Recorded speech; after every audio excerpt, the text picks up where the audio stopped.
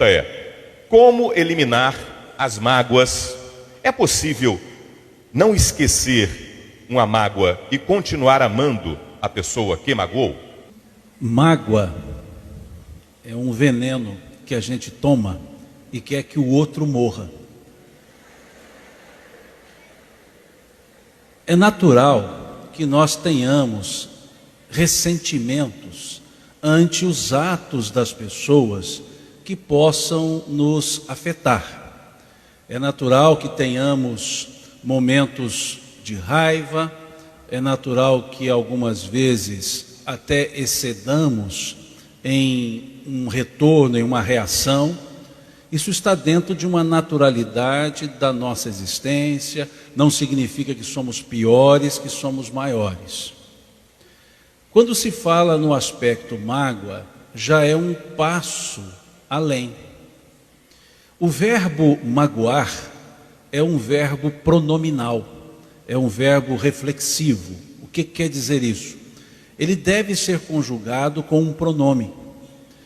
Eu não digo eu magoo, eu digo eu me magoo.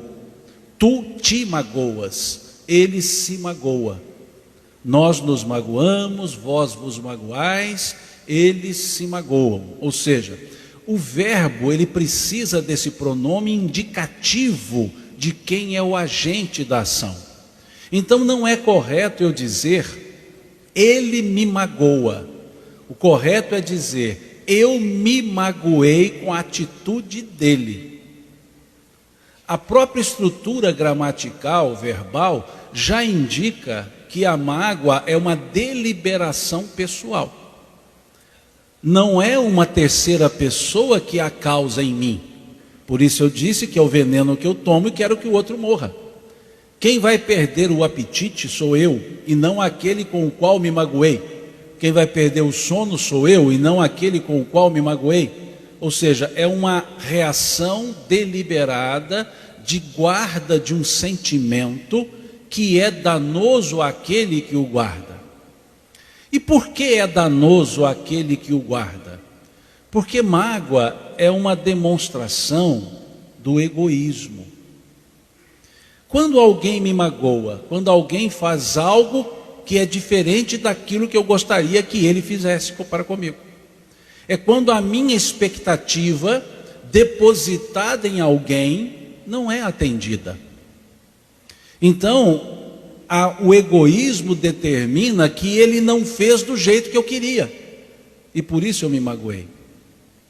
Então nós temos que aprender a lidar com as ações dos outros da forma que eles agem, e não da forma que eu gostaria que agissem.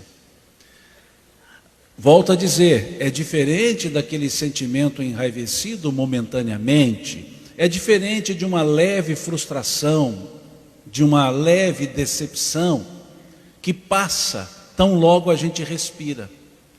Mas a mágoa é essa falta de exercício do poder sobre outro. É quando eu tenho um retorno que eu não queria. Mas muitos dizem, mas é muito forte, a pessoa me deixou muito triste. Não, você se entristeceu com a pessoa.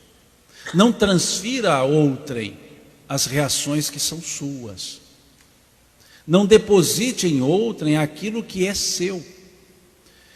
Como nós temos na questão 625 do Livro dos Espíritos, que Jesus é o nosso guia e modelo, eu tento, lógico, na medida do possível, quando eu digo possível é da minha própria capacidade, que é pequena, trazer algumas atitudes dele para ver se eu consigo repeti-las.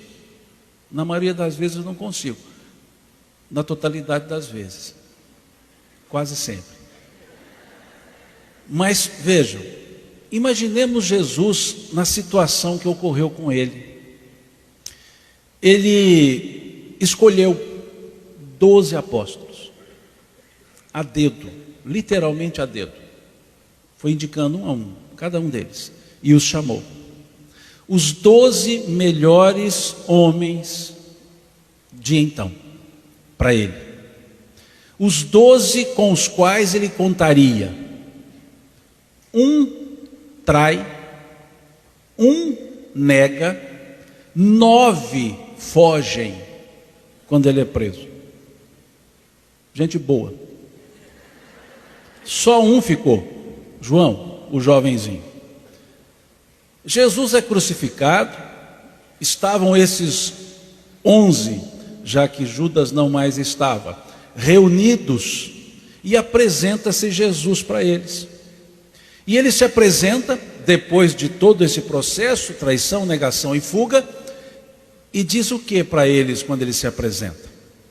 Mas antes de Jesus dizer, o que nós diríamos para esses 11?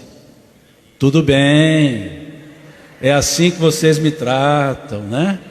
Magoei. E que Jesus disse a eles: a paz esteja convosco. Ele não esperava deles senão o que eles fizessem, só isso. Ele entra em Jerusalém, ovacionado, aplaudido, pessoas estendem tapetes, colocam ramos, flores, ele passa sobre um burrico. Alguns dias depois, aquela mesma turma, aquelas mesmas pessoas que o aplaudiram, estavam dizendo o quê? Crucifiquem-no. Ele é içado à cruz, e lá de cima, içado, ele olha o povo e diz o quê? Se fôssemos nós, diríamos o quê?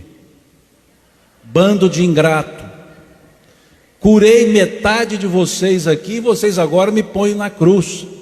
Magoei. Mas o que ele disse? Pai, perdoa-lhes, eles não sabem o que fazem. Mas Jesus sabia o que fazia. Não havia por que ter mágoa, não havia por que ter ressentimento, porque ele recebia aquilo que lhe davam e devolvia aquilo que ele era. E assim somos nós. Recebamos o que nos derem, devolvamos o que nós somos. Se a mágoa é que está sendo devolvida, precisamos aprender um pouco mais.